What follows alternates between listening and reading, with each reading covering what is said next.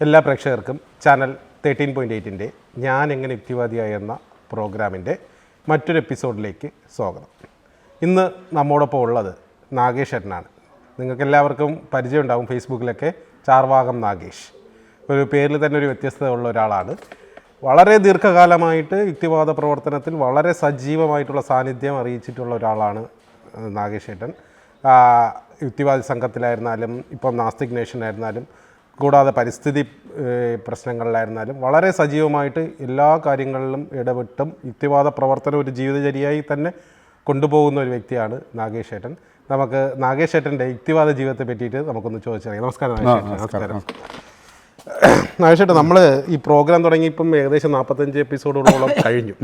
വളരെ മികച്ചൊരു പ്രതികരണമാണ് ഈ ഒരു പ്രോഗ്രാമിന് കിട്ടിയിരിക്കുന്നത്. കാര്യം എന്ന് പറഞ്ഞാൽ ഒരു വ്യത്യസ്തമായിട്ടുള്ള പരിപാടിയാണ്. ഓരോരുത്തരും യുക്തിവാദിയായി ജീവിക്കുക എന്ന് പറയുന്നത് അത്ര എളുപ്പമുള്ളൊരു കാര്യമല്ല. സമൂഹത്തിനെതിരെയുള്ള ഒരു ഒഴുക്കിനെതിരെയുള്ള ഒരു പോരാട്ടം കൂടിയാണ് ഒരു യുക്തിവാദ ജീവിതം എന്ന് പറയുന്നത്. അതുകൊണ്ട് തന്നെയാണ് ഈ പരിപാടിയുടെ ഒരു പ്രത്യേകത, അത് തന്നെയാണ് പ്രാധാന്യം, അത് തന്നെയാണ്. അത്തരത്തിൽ ജീവിച്ചു പോകുന്നവരെ സമൂഹത്തിന് പരിചയപ്പെടുത്തുകയും അങ്ങനെ കൂടുതൽ പേര് ഈ ഒരു ആശയത്തിലേക്ക് വരണമെന്നും വളരെ ആത്മാർത്ഥമായി ആഗ്രഹിച്ചുകൊണ്ടാണ് നമ്മൾ ഈ പരിപാടി നമ്മൾ പ്രക്ഷേപണം ചെയ്യുന്നത്. വളരെ മികച്ച പ്രതികരണമാണ്. എല്ലായിടത്തും നമുക്ക് നല്ലൊരു കമൻറ്റുകളും കാര്യങ്ങളും ഷെയറുകളും എല്ലാം കിട്ടുന്നുണ്ട്. അപ്പോൾ നമുക്കിന്ന് നാഗേശ്വരനോട് ചോദിക്കണത്, നമുക്ക് സാധാരണ ഈ പരിപാടിക്ക് ഒരു ഫോർമാറ്റ് ഉണ്ട്, അത് തന്നെയാണ് നമ്മൾ തുടങ്ങുന്നത്. എങ്ങനെയായിരുന്നു നാഗേശ്വരൻ്റെ ബാല്യം? ഒരു വിശ്വാസ കുടുംബത്തിലാണോ ജനിച്ചത്, അതോ യുക്തിവാദ കുടുംബത്തിലാണോ? അല്ല, ഞാൻ ഒരു വിശ്വാസ കുടുംബത്തിലാണ്. യാഥാസ്ഥിക ഹിന്ദു പശ്ചാത്തലമുള്ള ഒരു യാഥാസ്ഥിക കുടുംബത്തിലും ഒരു തറവാടിത്ത വീട്ടിലാണ് ഞാൻ ജനിച്ചത്. അപ്പം എനിക്ക് അങ്ങനെയുള്ള ചിന്തയ്ക്ക് ഒരിക്കലും പോകാനുള്ള വഴിയില്ലാത്തൊരു വീട്ടിലാണ് ഞാൻ ജനിച്ചത്. അതാണ്. അപ്പോൾ അതായത് തികച്ചും യാഥാസ്ഥികമായിട്ടുള്ളൊരു ഹിന്ദു പാരമ്പര്യമുള്ളൊരു കുടുംബത്തിലാണ്. എപ്പോഴും മുതലാണ് നമുക്കിങ്ങനെ ഒരു തിരിച്ചറിവ് വന്നു തുടങ്ങിയത്? അതായത് ഞാൻ ഒരു ഈ +2 ലെവൽ, പ്രീ ഡിഗ്രി ലെവൽ കഴിഞ്ഞ് ഞാൻ കോളേജ് തലത്തിൽ പഠിക്കാൻ പോകുന്നത് തിരുവനന്തപുരം യൂണിവേഴ്സിറ്റി കോളേജാണ്. യൂണിവേഴ്സിറ്റി കോളേജിൽ ഞാൻ അഡ്മിഷൻ എടുക്കുന്നത് ഫിലോസഫിക്കാണ്.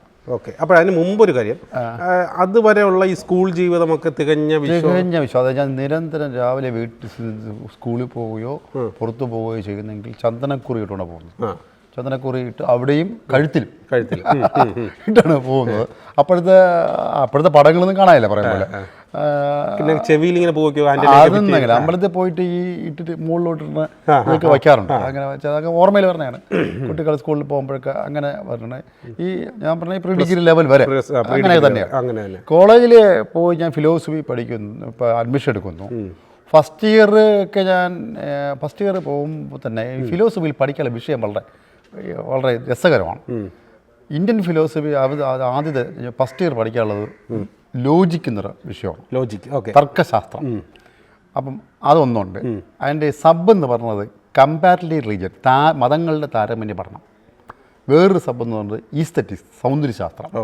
അപ്പോൾ ഈ സാധനങ്ങൾ ഇതിൽ കേൾക്കാത്ത വിഷയമാണ്. നമ്മൾ ഈ സയൻസ്, മാത്തമാറ്റിക്സ്, പിന്നെ സോഷ്യൽ സയൻസ് അവിടെ നിന്ന് നിങ്ങൾ കേൾക്കാതെ, സുവോളജി, ബോട്ടണിയൊന്നും കേൾക്കാതെ വേറൊരു വിഷയം. ഞാൻ +2 ഒരു സയൻസ് ഗ്രൂപ്പാണ് പഠിച്ചത്. അപ്പം അവിടെ നിന്ന് കേൾക്കാതെ വേറൊരു വിഷയം ആണ്. അത് എടുക്കാനുള്ള കാരണം വെച്ചാൽ അതാണ് ആദ്യം കിട്ടിയത്. മറ്റത് കിട്ടിയില്ല, ഈ +2 മാർക്ക് കുറവായിട്ട് മറ്റത് കിട്ടിയില്ല. അപ്പം അവിടെ കിട്ടിയ ഫസ്റ്റിൽ ചെന്ന ക്ലാസ് അറ്റൻഡ് ചെയ്ത് ഭയങ്കര രസകരമായിരുന്നു. അപ്പം കിട്ടുന്ന പോലെ ഈ ക്ലാസ്സുകൾ അറ്റൻഡ് യൂണിവേഴ്സിറ്റികളെല്ലാം അറ്റൻഡ് ചെയ്യുന്നത് കുറവാണ്. അറ്റൻഡ് ചെയ്തപ്പം ആൾ രസകരമാണ്. അപ്പോഴേ ഡിഗ്രി ഇത് കഴിഞ്ഞിട്ട് ഞാൻ അവിടെ യൂണിവേഴ്സിറ്റി ലൈബ്രറിയിൽ മെമ്പർഷിപ്പ് എടുത്ത് എനിക്ക് ഇംഗ്ലീഷ് വളരെയധികം മനസ്സിലാക്കാൻ കാലത്ത് പാടാണ്. ഈ ഫസ്റ്റ് DC പഠിക്കുമ്പോൾ പാടാണ്. ഇതിൻ്റെ മലയാള പുസ്തകങ്ങളുണ്ടായിരുന്നു, എടുത്ത് വായിക്കാൻ തുടങ്ങുമ്പോൾ ഭയങ്കരമായ ഇൻട്രസ്റ്റ് ആണ്. മതങ്ങളുടെ താരതമ്യം, ബുദ്ധിസത്തിലേക്കുള്ള കൂടുതൽ പഠനങ്ങൾ പോയി. ഈ ലോജിക് എന്ന് പറയുന്ന സബ്ജക്റ്റ്, ലോജിക്കുണ്ട്, ഈ മറ്റ് സബിലുണ്ട്. ഇത് പഠിച്ച് നമ്മൾ അല്ലെങ്കിൽ ഇൻട്രസ്റ്റിലേക്ക് പോവുകയാണ്. വിഷയങ്ങൾ പഠിച്ച് ഇൻട്രസ്റ്റിലേക്ക് പോകുന്ന സമയത്ത് എൻ്റെ നാട്ടുകാരനായ ഒരു സുഹൃത്തുണ്ട്, അതിൻ്റെ പേര് പറയാൻ ജനാർദ്ദൻ എന്നാണ്. അദ്ദേഹം ആ സമയത്ത് ഇന്ത്യൻ യുക്തിവാദ സംഘത്തിൻ്റെ സജീവ പ്രവർത്തകനാണ്. ഇടമുറുകുമായി നേരിട്ട് ബന്ധമുണ്ടായിരുന്ന വ്യക്തിയാണ്. ഇദ്ദേഹം യൂണിവേഴ്സിറ്റി കോളേജിൽ 3ാം വർഷം ഡിഗ്രി പഠിക്കുകയാണ്. അപ്പം അങ്ങനെ ഒരു ഞങ്ങളെ ഈ പഠിച്ചുകൊണ്ടിരിക്കുന്ന സമയത്ത് അങ്ങനെ ഒരു സുപ്രഭാതം ഞങ്ങൾ ഒരുമിച്ച് പോവുകയും, യാത്ര ബസ്സിലല്ലേ ഒരുമിച്ച് പോകുന്ന ഒരിക്കൽ എന്നെ കൂടെ വിളിച്ചുകൊണ്ട് തിരുവനന്തപുരം ട്രിവാൻഡ്രം ഹോട്ടലിൽ വെച്ച് ഇന്ത്യൻ എത്തിസ്റ്റ് പബ്ലിഷേഴ്സിൻ്റെ പുസ്തകമേള നടക്കുകയാണ്. ഓക്കെ. സാക്ഷാൽ ഇടമറുകൊണ്ട്. അപ്പോൾ അവിടെ ജനാർദ്ദനൻ എന്നെ ഇടമറിനെ കോളേജ് വിദ്യാർത്ഥിയാണ്. ഇടമറിനെ പരിചയപ്പെടുകയാണ്. ഏത് കാലഘട്ടത്തിലാണ് ഇത്? 93-94 കാലഘട്ടം. ഓക്കെ. 1993-94 കാലഘട്ടത്തിൽ. അപ്പോൾ ഇടമറിനെ പരിചയപ്പെടുന്നു, ഒരുമിച്ച് ചായ കുടിക്കുന്നു അന്ന്. എന്നിട്ട് പുസ്തകങ്ങളെല്ലാം നോക്കുന്നു. അപ്പോൾ ആ പുസ്തകങ്ങളും നമുക്ക് ഈ മറ്റേ വായനയുടെ പിന്തുടർച്ച കിട്ടും പോലെയായി. പുസ്തകം വാങ്ങാൻ പണമില്ല. ഇതായി. അപ്പോൾ ഇടമറുമായി സംശയങ്ങൾ ഷെയർ ചെയ്യുന്നു. കുറേ സമയം ചെലവഴിച്ചു, 1-2 മണിക്കൂർ ചെലവഴിച്ചു.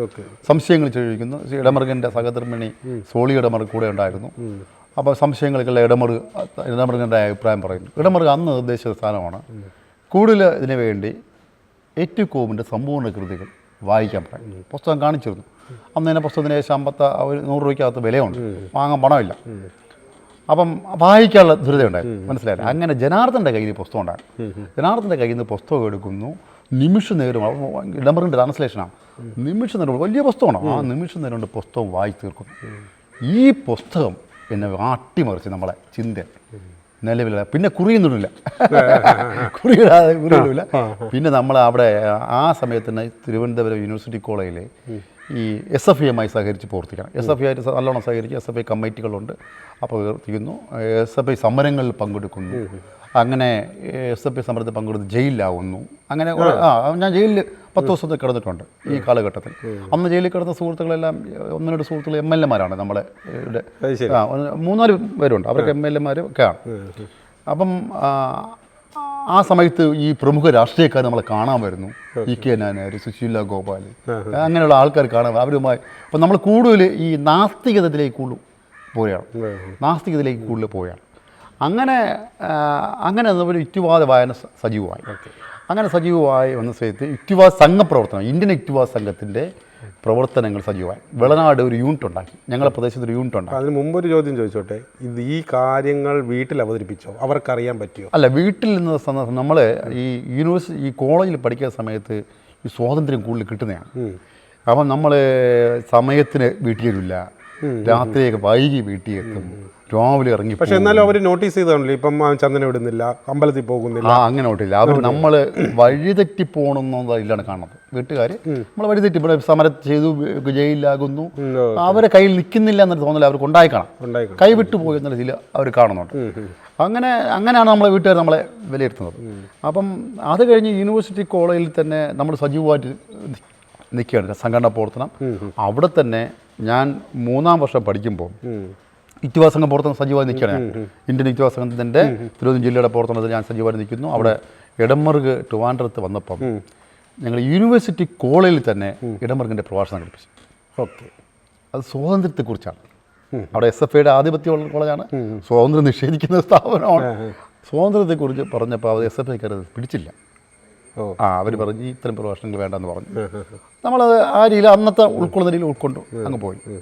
ഇത് കഴിഞ്ഞ് കോളേജ് വിദ്യാഭ്യാസം കഴിഞ്ഞ് നമ്മൾ നാട്ടിൽ രാഷ്ട്രീയ പ്രവർത്തനം സജീവമായിട്ട് പ്രവർത്തിക്കുന്നുണ്ട്.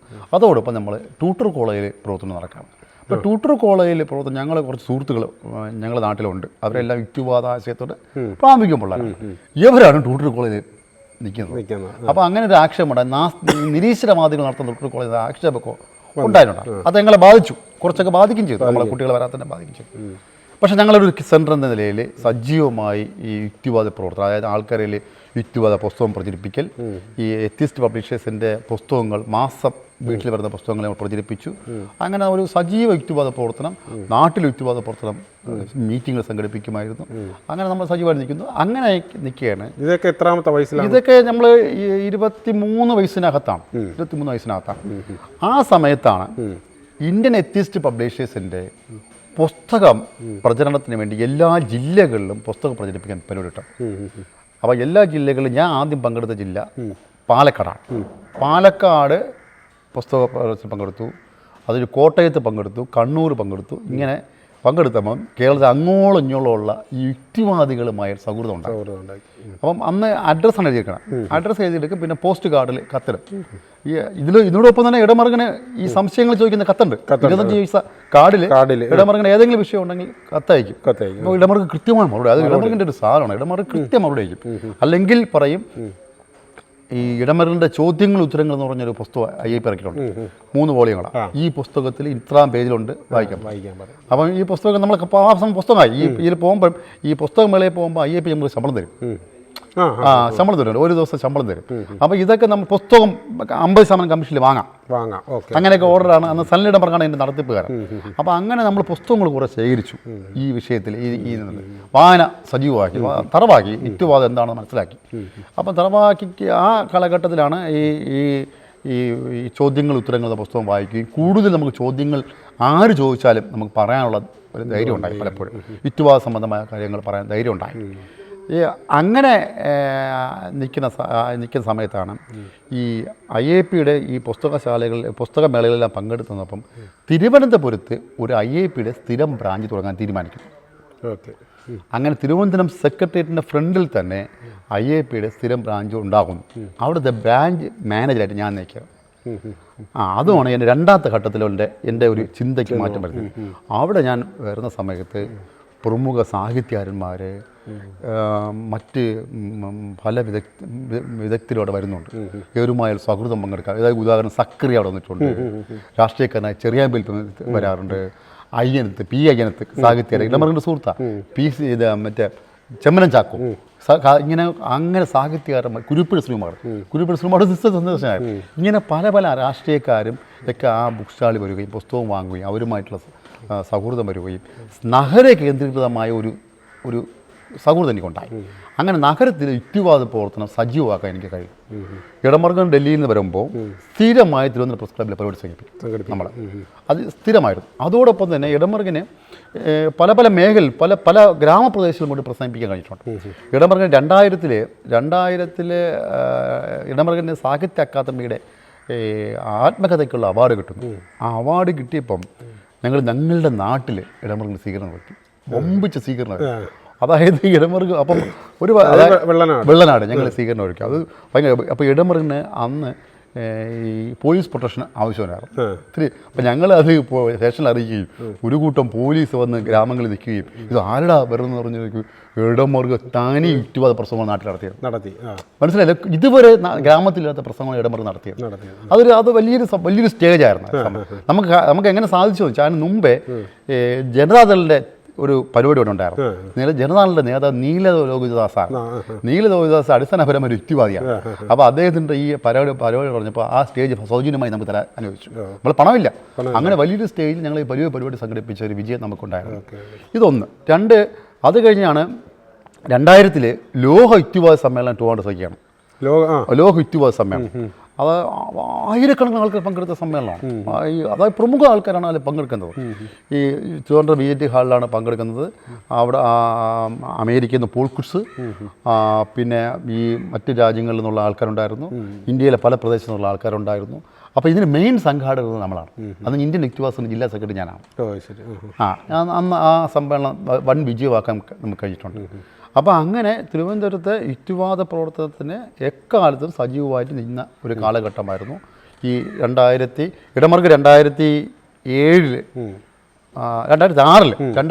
ജൂണിൽ മരണപ്പെടുന്നുണ്ട്.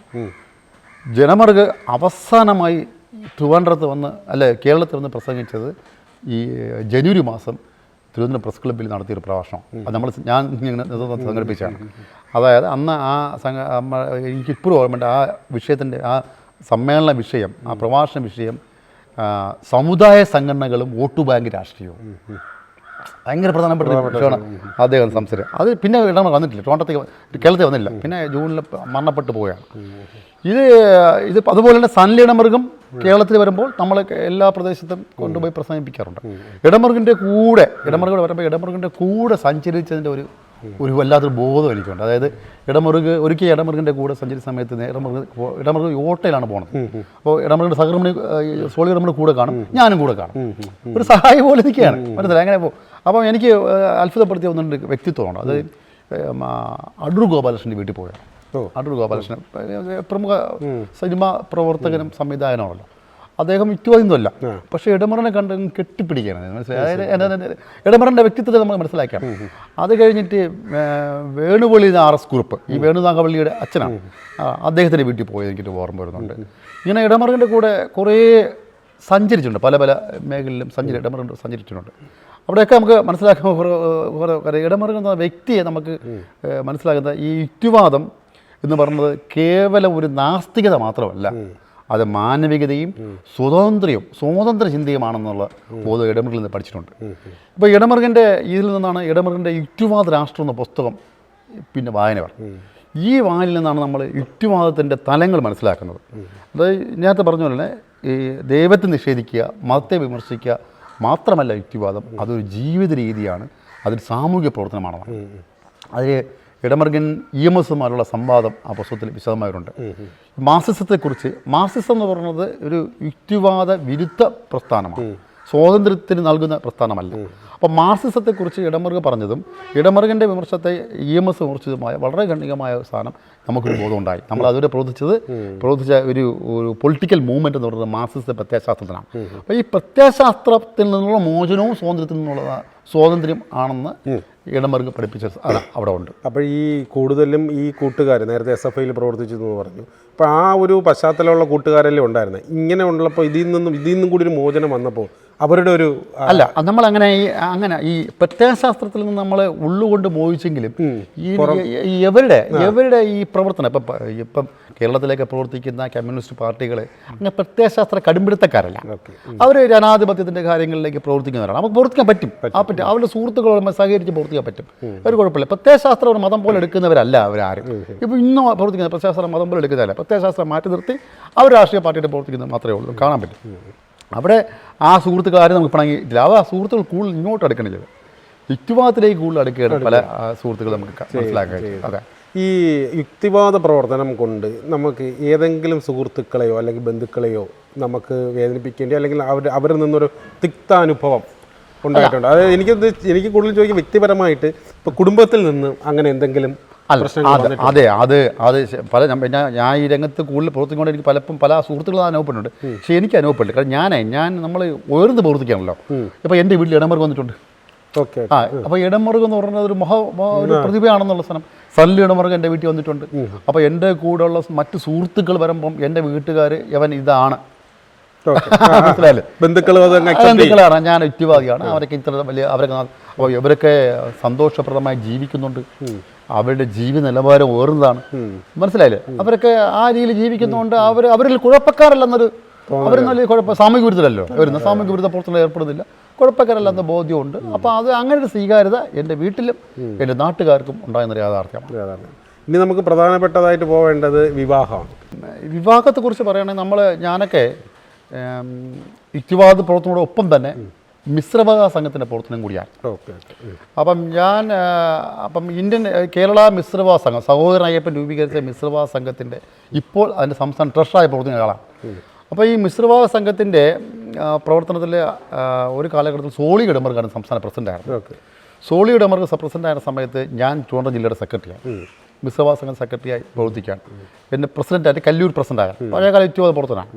അപ്പം അങ്ങനെ പ്രവർത്തിച്ചുകൊണ്ടിരിക്കുന്ന സമയത്താണ് ഞാൻ വിവാഹത്തെക്കുറിച്ച് ആലോചിക്കുന്നത്.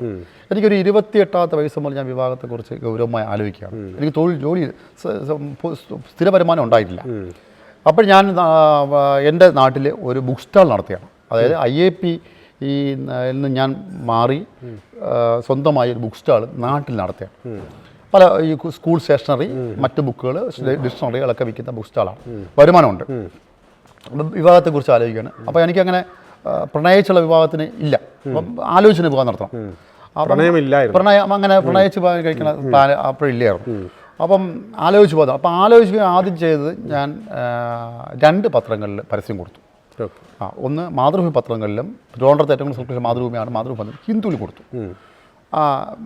എൻ്റെ സുഹൃത്ത് അന്ന് മൊബൈൽ ഫോൺ വന്ന സമയമാണെന്നോ വരുന്ന സമയം എൻ്റെ സുഹൃത്തിൻ്റെ കയ്യിൽ ഫോണുള്ളൂ, അവൻ്റെ ഫോൺ നമ്പറാണ് കൊടുത്തത്, മനസ്സിലായി. വീട്ടിൽ ലാൻഡ് ഫോണല്ലേ കൊടുത്തത്, ലാൻഡ് ഫോൺ നമ്മൾ കാണില്ലല്ലോ വീട്ടിലല്ലോ, ആ സുഹൃത്തിൻ്റെ ഫോണാണ് കൊടുത്തത്.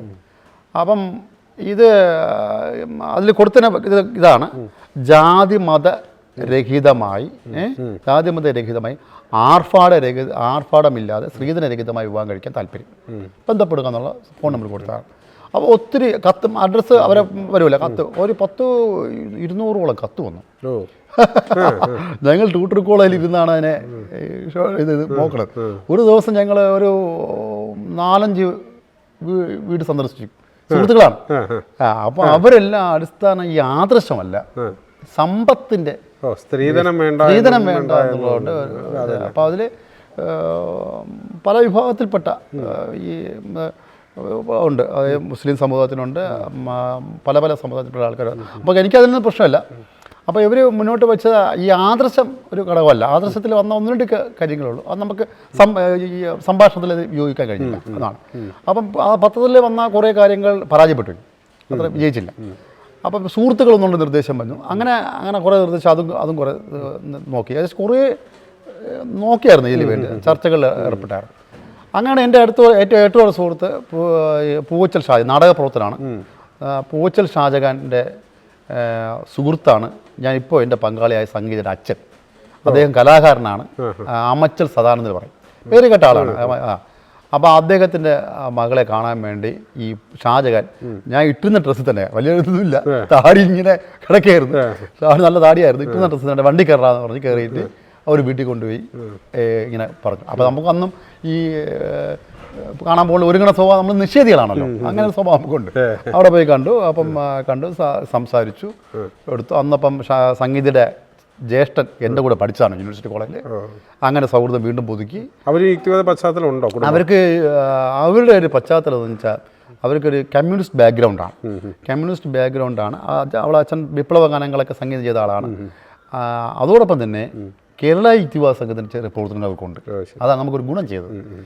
അങ്ങനെ അത് പുരോഗമിച്ചു, ആ ചർച്ച പുരോഗമിച്ചു. ആ ചർച്ച പുരോഗമിച്ചനുസരിച്ച് ചർച്ച പുരോഗമിപ്പിക്കാൻ എനിക്ക് കൂട്ടുനിന്നത് കേരള യുക്തിവാദ സംഘത്തിൻ്റെ അന്ന് തിരുവനന്തപുരം ജില്ലയിലെ ഏറ്റവും വലിയ നേതാവായിരുന്ന ദാമോദർ സാറാണ്. ദാമോദർ സാർ ഇദ്ദേഹത്തിൻ്റെ വീട്ടിനടുത്ത് താമസിക്കുകയായിരുന്നു. ദാമോദർ സാർ ഞാൻ പോയി കാണുന്നു. ദാമോദർ സാർ ഏറ്റെടുത്തു. നമ്മളെ വിവാഹം നടത്തി തന്നു എന്ന് പറയാം. അതൊരു വലിയ കൗതുകമാണ്. അപ്പോൾ എൻ്റെ വിവാഹത്തിന് ഞാൻ അതിനാരെയും വിളിച്ചൊന്നുമില്ല, ഞാനങ്ങനെ വിളിക്കുന്നുണ്ട്. ഞാൻ പോസ്റ്റ് കാർഡ് 50 പൈസ പോസ്റ്റ് കാർഡാണ് സുഹൃത്തുക്കൾ കത്തിട്ടത്. എൻ്റെ വൈകുന്നേരം 4 മണിക്കാണ് അവിടെ ഹാളിൽ വെച്ചാണ്. പക്ഷേ എനിക്ക് എന്നെ നെട്ടിപ്പിക്കുന്ന ഒരു സംഭവം എന്ന് വെച്ചാൽ എൻ്റെ സുഹൃത്തുക്കളുണ്ടല്ലോ, എന്നെ ആറിനാടുള്ളൊരു സുഹൃത്തുക്കൾ വന്നത് ഒരു ലോറിയില്ല. എനിക്കൊരു സംഭവമായിരുന്നു. എനിക്ക് ഒരു കത്തിട്ടപ്പോൾ അവിടുത്തെ സുഹൃത്തുക്കൾ ലോറി പിടിച്ച് വന്നു എന്നാണ്. കുറച്ച് സുഹൃത്തുക്കളുള്ളതാണ്. അങ്ങനെ നമ്മളെ സുഹൃത്തുക്കൾ പലതും വന്നു. എൻ്റെ സുഹൃത്തുക്കൾ കുറച്ച് പേര് വന്നു. അതിനേക്കാളും അവിടെ അദ്ദേഹത്തിൻ്റെ സുഹൃത്ത് വലയം ഭയങ്കര വലുതായിരുന്നു. സാഹിത്യകാരന്മാർ, അതായത് പ്രമുഖ സാഹിത്യം, മുരുകൻ കാട്ടാക്കടയാണ് ചുക്കാൻ പിടിച്ച്, ഗിരീഷ് പുലിയൂർ, എഴാച്ചേരി രാമേന്ദ്രൻ, രാഷ്ട്രീയ പ്രമുഖർ, അദ്ദേഹത്തിൻ്റെ രാഷ്ട്രീയ പശ്ചാത്തലമൊക്കെയുള്ള രാഷ്ട്രീയ പ്രമുഖർ, വലിയൊരു ജനക്കൂട്ടമായിരുന്നു. ആ ജനക്കൂട്ടത്തിൻ്റെ ഇടയിൽ നമ്മൾ മതരഹിതമായ ഒരു ആചാരവും ഇല്ലാതെ പരസ്പര ഹാരങ്ങൾ അങ്ങോട്ട് ഇട്ട് നമ്മുടെ സുഹൃത്തുക്കൾ കൈയടിച്ച് എടുത്ത ഒരു ആഹാരം, ചായയും ബിസ്ക്കറ്റും ആയിരുന്നു കൊടുത്തത്. അപ്പോൾ ഇത് വിവാഹത്തിന് മുമ്പ് പങ്കാളിക്ക് അറിയാമായിരുന്നു ഇങ്ങനെ? പങ്കാളിയും ആ ഒരു ചിന്താഗതിയിലായിരുന്നു. ആണായിരുന്നു. അപ്പോൾ അതായത് അവർ ഈ ലളിതപര വിവാഹത്തിന് ആശയപരമായിട്ട് ഈ ഒരു നാസ്തിക അത് അങ്ങനെ ഉണ്ടായിരുന്നു. അതായത് അവിടെ ആ വീട്ടിൽ യുക്തിരേഖ സ്ഥിരം വരുമായിരുന്നു. ആ ഒരു റീഡിംഗ് ഉണ്ട്. നമ്മളെപ്പോലെ ഇത്ര പ്രവർത്തന പരിചയമില്ലെങ്കിലും ആ റീഡിങ്ങിൻ്റെ പരിചയം അവർക്കുണ്ടായിരുന്നു.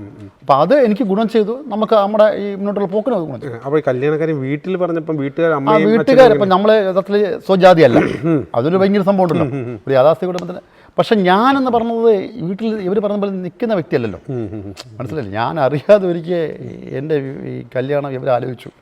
എൻ്റെ പണ്ട് ജാതകം എഴുതുമല്ലോ, അപ്പോൾ എനിക്ക് യഥാർത്ഥത്തിൽ ഭയങ്കരമായ ഒരു ദേഷ്യം വന്നു. ആ ജാതകത്തെ വലിച്ചു കയറി കത്തിച്ച് ഞാൻ.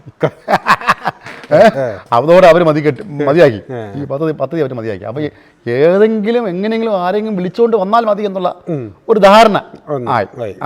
പക്ഷെ എനിക്ക് സ്ഥിരമായ വരുമാനമില്ല. ഇത് പുസ്തകം ഉണ്ടായിരുന്നുള്ളൂ. സംഗീതയ്ക്കൊന്നും ജോലി കിട്ടിയില്ല.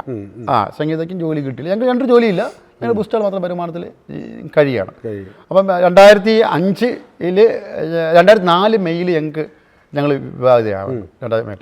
പക്ഷേ 2005 എനിക്ക് സർക്കാർ ജോലി കിട്ടി. 2006 സംഗീതയ്ക്ക് ജോലി കിട്ടി.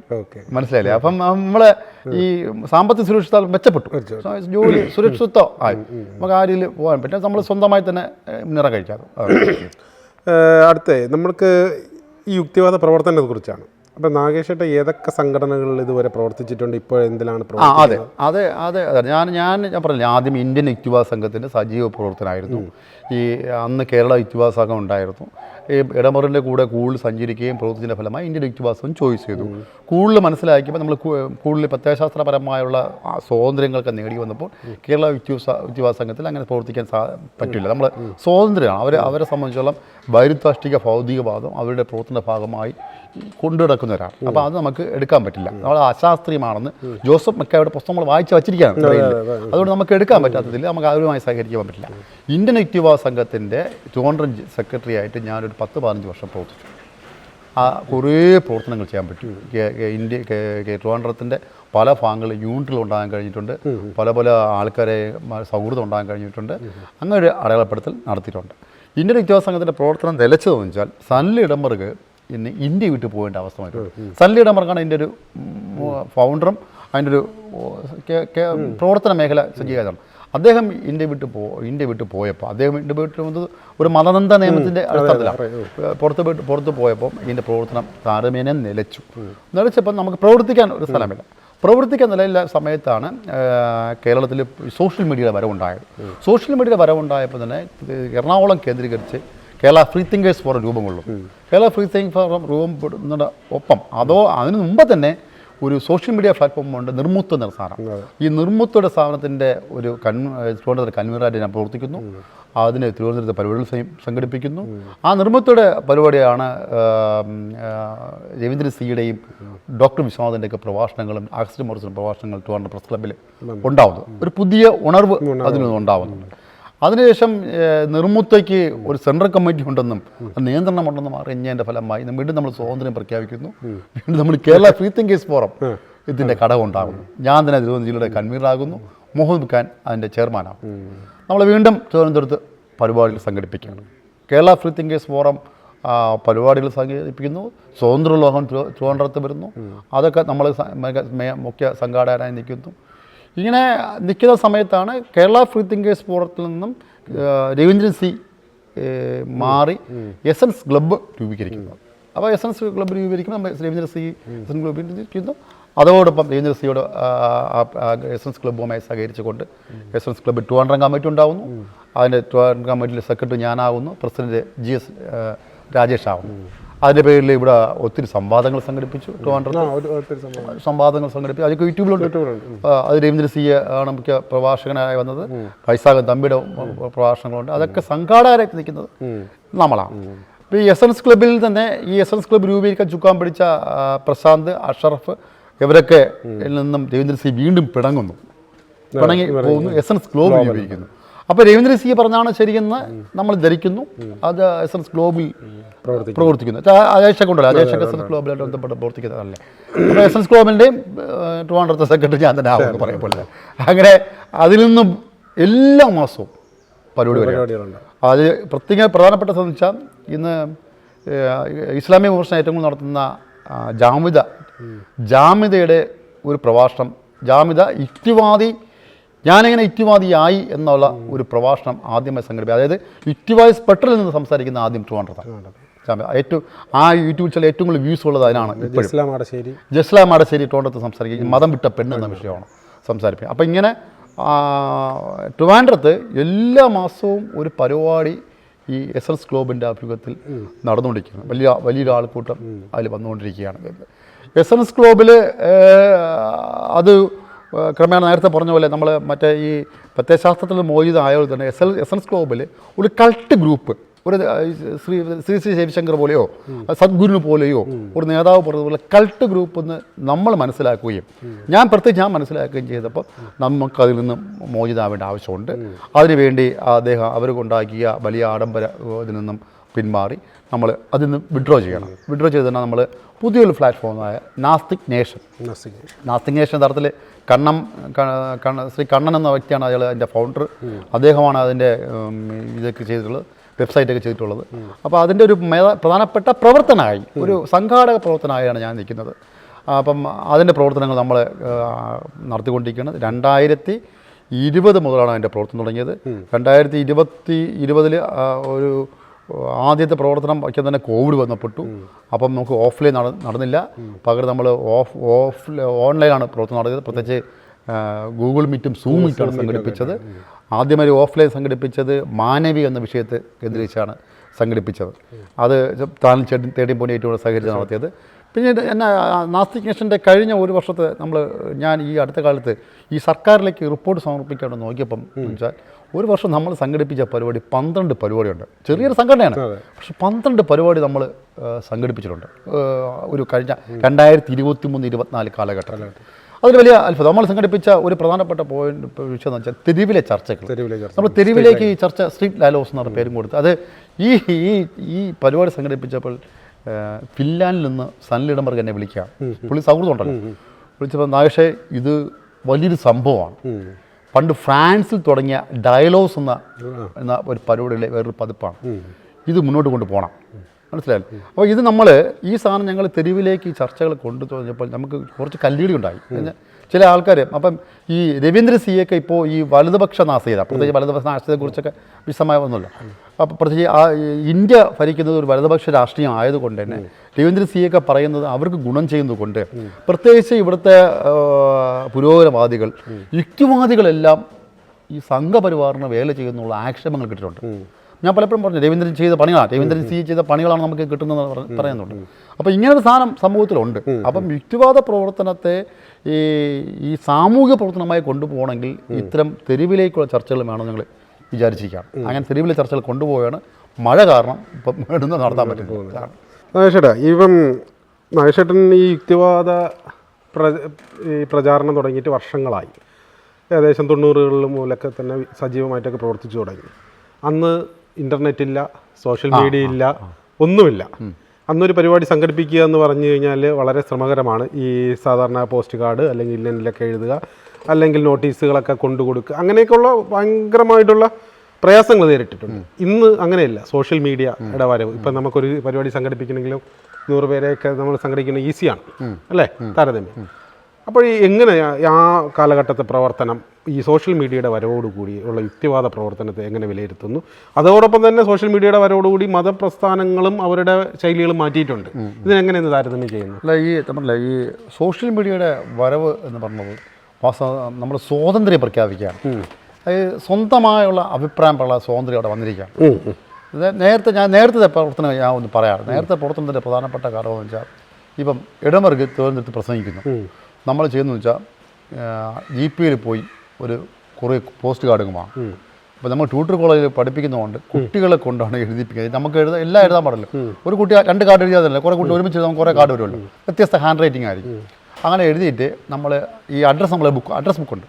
ഈ അഡ്രസ് ബുക്കിൽ ഈ അഡ്രസ്സ് നമ്മൾ എഴുതിയിട്ട് ഇതുപോലെ RMSൽ അനേകം പോസ്റ്റ് ഓഫീസിൽ കൊണ്ടിടും. അല്ലെങ്കിൽ പോസ്റ്റ് മാൻ ചിലപ്പോൾ ഇത് അടിച്ചു തീർക്കളെ. അവർ ഇഷ്ടമുള്ള ഇല്ലാത്തതുകൊണ്ടല്ല, പണി പോസ്റ്റ് കാർഡിന് അത്ര വിലയിലുള്ളൂ. അതിന് അങ്ങനെ ചെയ്യണത്. അതുകൊണ്ട് നമ്മൾ അങ്ങനെയാണ് ആൾക്കാർ അറിയുന്നത്. പിന്നെ അന്നത്തെ പത്രങ്ങളുണ്ടല്ലോ, പ്രത്യേകിച്ച് കേരള കൗമുദി നമ്മുടെ വാർത്തകൾ പ്രസിദ്ധീകരിക്കണം. അന്ന് ഇത് തന്നെയാണ് സുമനൻ സാർ ഒരു പ്രാവശ്യം പറഞ്ഞിട്ടുണ്ട്. കേരള കൗമുദിയിൽ ഇന്നത്തെ പരിപാടി വലിയൊരു പരിപാടിയാണ്. ആ ഇന്നത്തെ പരിപാടിയിൽ നമ്മൾ കൊടുക്കുന്ന അതേ ഭാഗം ഇടും. അപ്പോൾ അത് കണ്ട് ഇന്നത്തെ പരിപാടി കണ്ടാണ് ഭൂരിഭാഗം ആൾക്കാരും പരിപാടിയിൽ വരണം. അതൊരു പ്രത്യേക മനോരമയും ഇടുവായിരുന്നു. മനോരമയും മാതൃഭൂമിയൊക്കെ അന്ന് ഇടുവാറ്. പത്രങ്ങൾ ഒരു പരിധി വരെ നമ്മൾ സഹായിക്കുമായിരുന്നു ആ കാലഘട്ടത്തിൽ. അതൊരു യാഥാർത്ഥ്യം. പക്ഷേ ഇന്ന് പത്രങ്ങൾ പരസ്യം നമ്മൾ കഴിഞ്ഞ ദിവസം ഞങ്ങൾ ഈ തെരുവ് ചർച്ച വെച്ചപ്പോൾ ഞാൻ കൊണ്ടുകൊടുത്തില്ല, മെയിൽ ചെയ്തു.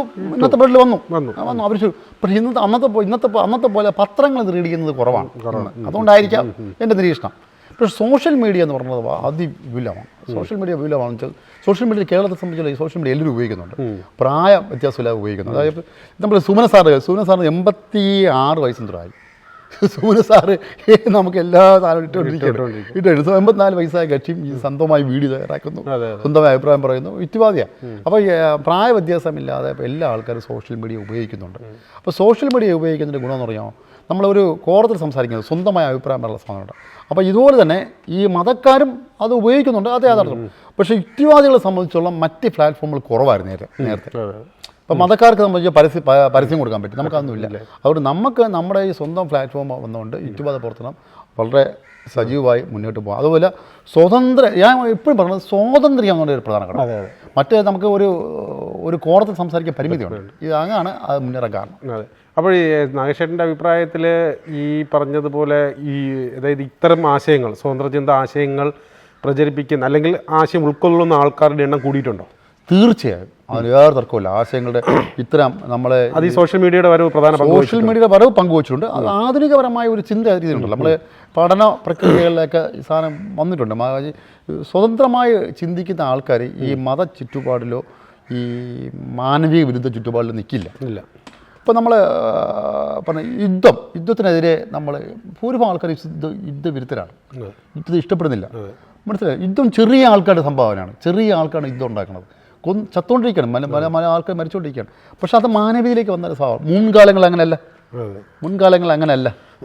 അതുപോലെ തന്നെ നമ്മൾ ഇപ്പോൾ അടുത്ത കാലത്ത് നമ്മൾ ഒരു രാഷ്ട്രീയപരമായി സൂക്ഷിച്ചാൽ ഈ വർഗീയ കലാപങ്ങളുടെ എണ്ണം കുറഞ്ഞിരിക്കുകയാണ്. ഒരു 15 വർഷത്തിന് ശേഷം നിർത്തി നോക്കിയാൽ അതിൻ്റെ അങ്ങനെ ഉണ്ടാവില്ല, സാധ്യതയില്ല. അത് ഈ പറഞ്ഞ പോലെ ചിന്താരീതിയിലെ മാറ്റമാണ്. ഒരു ചിന്താരീതിയിലെ മാറ്റമാണ്. ഇവർ പല ഫലങ്ങളിലും പൊളിറ്റിക്കലായിട്ട് പ്രോഗ്രസേഷൻ ഉണ്ടാകുന്നുണ്ട്, പക്ഷേ വേറെ രീതിയിൽ ഉണ്ടാകുന്നില്ല. പക്ഷേ എന്നാലും ബഹുഭൂരിപക്ഷം ആൾക്കാർ ഇപ്പോഴും അടിയുറച്ച് ഒരു അന്ധവിശ്വാസം പോലെ ദൈവവിശ്വാസം മതവിശ്വാസം കൊണ്ട്. എൻ്റെ ഒരു കാരണം ഒന്ന്, നമ്മൾ കൊറോണ വന്ന കേസ് ഈ വീഡിയോയിൽ നമ്മൾ ഈ ഇൻ്റർവ്യൂവിൽ തന്നെ പലരോടും ഞാൻ ചോദിച്ചിട്ടുള്ളതാണ്. കൊറോണ വന്നപ്പോൾ എല്ലാവരും അടച്ചുകൂട്ടി അകത്തിരിക്കുകയും പള്ളിയിലേക്കോ അമ്പലത്തിലേക്കോ വരരുതെന്ന് അവിടെയുള്ള പൂജാരിയും വികാരിയൊക്കെ പറയുകയാണ്. നിങ്ങൾ ഇവിടെ വരണ്ട, ഇവിടെ ഒരു ഒന്നുമില്ല എന്ന് പറയുകയും ഇത് തുറന്നപ്പം വീണ്ടും സാഷ്ടാംഗം അവിടെ പോവുകയും ചെയ്യുന്നു. ശരി, ഇപ്പം നമ്മളിത് വയനാട് ദുരന്തം നമ്മൾ കണ്ടു. ഒരു കൂട്ടം ആൾക്കാരെ ഈ സർവശക്തൻ ഒറ്റയടിക്ക് മുക്കിക്കൊന്നു അല്ലേ? ഈ പിഞ്ചു കുഞ്ഞുങ്ങളടക്കം അല്ലേ? അവർ പെടഞ്ഞാണ് മരിച്ചത്. ഇതെല്ലാം ചെയ്തു. എന്നിട്ടും ആൾക്കാർക്കൊരു ബോധോദയം വന്നില്ല. എന്നിട്ടോ അവിടെ ഇന്നലെ കണ്ട കാഴ്ച എന്ന് പറഞ്ഞു കഴിഞ്ഞാൽ കുറേയധികം ശവങ്ങൾ, 100-200 ശവങ്ങൾ, വ്യത്യസ്തമായിട്ടുള്ള ഏതാണ് ആൾക്കാർ എന്നൊന്നും തിരിച്ചറിയാനും കൂടി പറ്റുന്നില്ല അല്ലേ? അവരെയൊക്കെ കൊണ്ടുവന്ന് ശവസംസ്കാരം നടത്തുകയാണ്. അവിടെ നടന്നൊരു കാഴ്ച എന്താണ്? സർവ്വമത പ്രാർത്ഥന അല്ലേ? അതായത് എന്തിനാണ് ഇവർ പ്രാർത്ഥിക്കുന്നതെന്ന് പറഞ്ഞാൽ എന്താണ്? ഇത്രയും, അതായത് ദൈവത്തിന്റെ മക്കളായവരെ ഈ പിഞ്ചു കുഞ്ഞുങ്ങളടക്കം ഒരു ഉരുൾപൊട്ടൽ സൃഷ്ടിച്ച് മുക്കി പിടച്ച് ദാരുണമായി കൊന്നതിനാണോ സർവ്വമത പ്രാർത്ഥന? എന്തുകൊണ്ടാണ് ആൾക്കാർ ഈ രീതിയിൽ ചിന്തിക്കാത്തത്? ഈ ആ പ്രക്രിയ നടത്തിയത് നമ്മളെ സ്റ്റേറ്റ് ആണല്ലോ, ഒരു ഭരണക്രമത്തിലാണ് നടത്തിയത്. നമ്മളെ ഭരണക്രമം ഒരു ജനാധിപത്യ രീതിയാണ്. ഇപ്പം ജനാധിപത്യ രീതിയാകുമ്പോൾ നമ്മളെ ഈ വ്യത്യസ്ത മതങ്ങളിൽ വിശ്വസിക്കുന്ന ആൾക്കാർ, സർക്കാർ നടത്തിയല്ല, വ്യത്യസ്ത മതത്തിൽ വിശ്വസിക്കുന്നവർ വിശ്വസിക്കാത്തവരൊക്കെ ഉണ്ട്. ബഹുഭൂരിപക്ഷം ആൾക്കാർ മതത്തിൽ വിശ്വസിക്കുന്നതുകൊണ്ട് ഈ സർവമത ജനാധിപത്യ രീതിയാണ്. പക്ഷേ നമ്മൾ നേരത്തെ ഞാൻ പറഞ്ഞ പ്രാർത്ഥിക്കുന്നവർക്ക് ഒരു ഉളുപ്പുണ്ടാകുമോ എന്നുള്ളത്. അതെ, അത് നമ്മളെ ഈ പറഞ്ഞ പോലെ തന്നെ ഈ പ്രകൃതി ദുരന്തത്തിലെ കാര്യം ശരി തന്നെ, മറ്റ് അപകട മരണങ്ങളായാലും ശരി തന്നെ, ഇത് ഒന്നീ ദൈവം കോപിച്ചു അല്ലെങ്കിൽ ദൈവം രക്ഷിച്ചു വന്നാൽ ദൈവം രക്ഷിച്ചു. അത് ബ്രെയിൻ സെറ്റിംഗ് ആണ്. കുറച്ചൊക്കെ പല ബ്രെയിൻ പഠനങ്ങളൊക്കെ പറഞ്ഞിട്ടുണ്ട്. അവരൊക്കെ മനുഷ്യൻ എങ്ങനെയാണ് ഈ ഭയത്തിൽ നിന്നുണ്ടാവുന്നതൊക്കെ നമ്മൾ നോക്കുന്നല്ലേ. നമ്മൾ ഈ ആരാധനാലയങ്ങളിൽ പോകുന്നവർ ആരാണെന്ന് നിരീക്ഷിച്ച് നോക്കണം. ഞാൻ എൻ്റെ നിരീക്ഷണം നടത്തില്ല. ഞാൻ നിരീക്ഷിച്ച് കൂടുതലും ഈ പ്രായം ചെന്നവരാണ് കൂടുതൽ പോകുന്നത്. ചെറുപ്പക്കാരുടെ എണ്ണം കുറവാണ്. ചെറുപ്പക്കാർ നല്ല സമയമില്ല. ചെറുപ്പക്കാർ ഇനി സൺഡേയിലൊക്കെ പോകണമെങ്കിൽ വേറെ എന്തെങ്കിലും ലക്ഷ്യത്തോട് ആയിരിക്കാം. ഈ പ്രായം ചെന്നവർ പോകുന്നത്. ഇപ്പോൾ സ്ത്രീകളുടെ എണ്ണവും കൂടുതലുണ്ട്. അപ്പം ഈ നമ്മൾ നോക്കുമ്പോൾ സ്ത്രീകൾക്ക് സോഷ്യൽ ആക്ടിവിറ്റീസ് പരമാവധി കുറവാണ്. ഇനി പ്രായം ചെന്നവർക്ക് ആരെ സംബന്ധിച്ചോളം അവർക്ക് വേറെ പൊതുവിടങ്ങളില്ല. നമ്മൾ ഈ അമ്പലത്തിലും പള്ളിയിലും പോകുന്നതിനേക്കാളും കൂടുതൽ ആൾക്കാർ കനകക്കുന്നിൽ വൈദ്യുതി കൂടാറുണ്ട്. പൊതുവിടമാണ്. തിരുവനന്തപുരം മാനവീയ വീതിയിൽ കൂടാറുണ്ട്. നമ്മൾ മനുഷ്യന് ഒരിടത്ത് ഇരിക്കാൻ പറ്റില്ല, അവന് പൊതുവിടമാണ്. ഈ അമ്പലങ്ങളും പള്ളികളും പൊതുവിടങ്ങളാണ്. എല്ലാവർക്കും വരാൻ പറ്റില്ലെന്നേ ഉള്ളൂ. ഇപ്പോൾ എല്ലാ മതക്കാരും വരാൻ പറ്റില്ല. പക്ഷേ ഒത്തിരി ആൾക്കാർ കൂടാനുള്ള സ്ഥലമുണ്ട്, അവർക്ക് കൂടി ഇരിക്കാൻ സ്ഥലമുണ്ട്. ഇതൊരു നമ്മൾക്ക് ഒരു ബദൽ സാധനം ഇല്ലാതെ ഈ നല്ല പൊതുവിടങ്ങളുണ്ടായാൽ ഈ സ്ഥലത്ത് ഇത് യൂറോപ്പിലെങ്ങനെ ഉണ്ടായിരുന്നു അതാണ്. അല്ല, പൊതുവിടങ്ങൾ മാത്രം അതിനൊരു കാരണമാകും. കാര്യം നമ്മളെ ബ്രെയിൻ സെറ്റിംഗ് മാറണ്ടേ? അത് പൊതുവിടം, ഇപ്പം അമ്പലവും പള്ളിയും പൊതുവിടങ്ങളാണെന്ന് പറയുന്നുണ്ടെങ്കിലും അവിടെ പോയിട്ട് അങ്ങനെ ഇരിക്കുന്നുണ്ടെങ്കിലും ഇവരെ പ്രാർത്ഥന ഈ പറയുന്ന വരും. ആ സെറ്റിംഗ് ക്രമേണ മാറ്റിയാണ് ചെയ്യേണ്ടത്.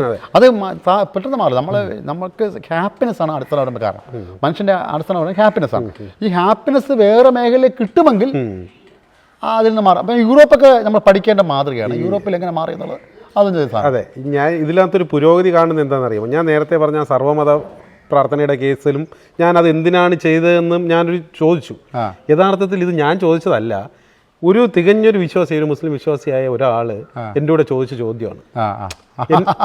ഞാനത് എന്തെങ്കിലും ചോദിച്ചത് ഞാൻ പറഞ്ഞത് വളരെ പോസിറ്റീവായിട്ടുള്ള കാര്യമാണ് അല്ലേ.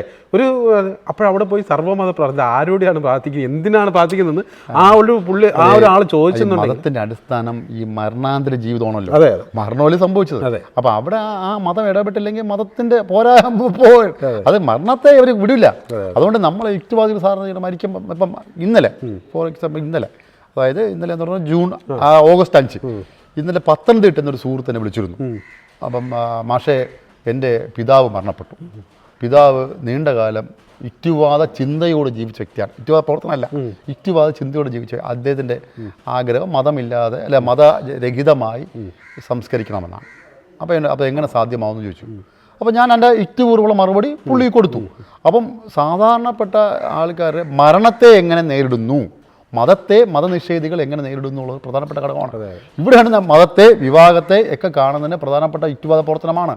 ഒരാൾ മരണപ്പെട്ടാൽ ആ മരണപ്പെട്ട ബോഡി എങ്ങനെ ഉപയോഗപ്പെടാം, അവയവങ്ങൾ എങ്ങനെ ദാനം ചെയ്യാം, ബോഡി കുട്ടികൾ പഠിക്കാൻ കൊടുക്കാം. പിന്നെ മരിച്ചു കഴിഞ്ഞാൽ ഒരു അജൈവ വസ്തുവാണ്, അതിന് ബഹുമാനപൂർവ്വം എന്തുവേണം ചെയ്യാം എന്ന് കണ്ടാൽ മതി. അല്ലാതെ അതിന് പൂജാകർമ്മങ്ങൾ ചെയ്ത സ്വർഗത്തിലാണ് പിന്നെ പുനർജന്മം എന്ന് പറഞ്ഞത് മഹാവിഡിത്തം നല്ലതാണെന്ന് പറയാനില്ല. പക്ഷെ അതിനെയും ഈ നേരത്തെ പറഞ്ഞ പോലെ നമ്മളെ വിവാഹത്തെ പോലും, ഈ മതാചാര വിവാഹത്തെ പോലും പോളിഷ് ചെയ്യുന്ന ആൾക്കാരുണ്ട്. യുക്തിവാദം പറഞ്ഞ് നാസ്തികത പറഞ്ഞ് പോളിഷ് ചെയ്യുന്ന ആൾക്കാരുണ്ട്. അത് അവിടെ നമുക്ക് യുക്തിവാദം എന്ന് പറഞ്ഞാൽ നേരത്തെ അത് പറഞ്ഞ സാഹസിക പ്രവർത്തനമാണ്. അതൊരു സാമൂഹ്യ വിപ്ലവ പ്രവർത്തനമാണ്. അതൊരു സമൂഹത്തിൽ ഈ നിലനിൽക്കുന്ന ദുരാചാരങ്ങൾക്കെതിരെ, അന്ധവിശ്വാസങ്ങളെതിരെ പ്രവർത്തിക്കുമ്പോൾ ഈ പൊതുബോധം, പാരമ്പര്യ ബോധമുള്ള സമൂഹം ഇവരെ എതിർക്കും. അവിടെ നമ്മൾ ജനാധിപത്യവും ഈ സാഹോദര്യം ഉപയോഗിച്ച് പ്രൊട്ടക്റ്റ് ചെയ്യും. അല്ലാതെ നമ്മൾ അപ്പടി എതിർത്ത് പോയോണ്ടല്ല. നമ്മൾ ഒരു മത ആഘോഷ പരിപാടിയിൽ പോവില്ല, പക്ഷേ അവൻ ആശുപത്രി കിടക്കുമ്പോൾ നമ്മൾ സഹായിക്കാൻ ചെല്ലും. അതാണ് മാനവികത വർക്കൗട്ട് ചെയ്യുന്നത്. അപ്പോൾ യുക്തിവാദം എന്ന് പറയുന്നത് മാനവികതയാണ്, അത് സാഹോദര്യമാണ്, അതൊരു സ്വതന്ത്ര ചിന്തയാണ്. മനസ്സിലായി? ഒരു വ്യക്തി നിർദ്ദേശിക്കുന്ന പ്രവർത്തിക്കല്ല സാറാ. ആ രീതിയിലാണ് യുക്തിവാദം മുന്നേറേണ്ടത്. അല്ല വെറും നാസ്തികത മാത്രം പറഞ്ഞു അവര് ചിലരൊക്കെ പറയുന്നുണ്ടല്ലോ ഞാൻ നാസ്തികരാണ്, യുക്തിവാദി അല്ല. നാസ്തികത മാത്രം പറഞ്ഞാൽ ചിലപ്പം ജനാധിപത്യത്തോടുള്ള വെറുപ്പിരാവും. മനസ്സിലായില്ലേ? അത് നമ്മൾ യുക്തിവാദിയാണ്. തന്നോട് ഞാൻ യുക്തിവാദിയാണ്. യുക്തിവാദം എന്ന് പറഞ്ഞ വാക്ക് കേരളത്തിൽ കൊണ്ടുവന്ന സഹോദരൻ അയ്യപ്പനാണ്. അത് കറക്റ്റ് റാഷണലിസം എന്ന വാക്കിന് നമുക്ക് പല ഒരു വാക്ക് നമ്മൾ എടുക്കുന്നേ ഉള്ളൂ. യുക്തിവാദത്തെ പോലും ഈ നാസ്തിക കളിയാക്കാറുണ്ട്. യുക്തിവാദം പാരമ്പര്യമാണ്. പക്ഷേ ഇവരാണ് പാരമ്പര്യത്തിന് കൂട്ടു നിൽക്കുന്ന ആൾക്കാരെന്നുള്ള യഥാർത്ഥം.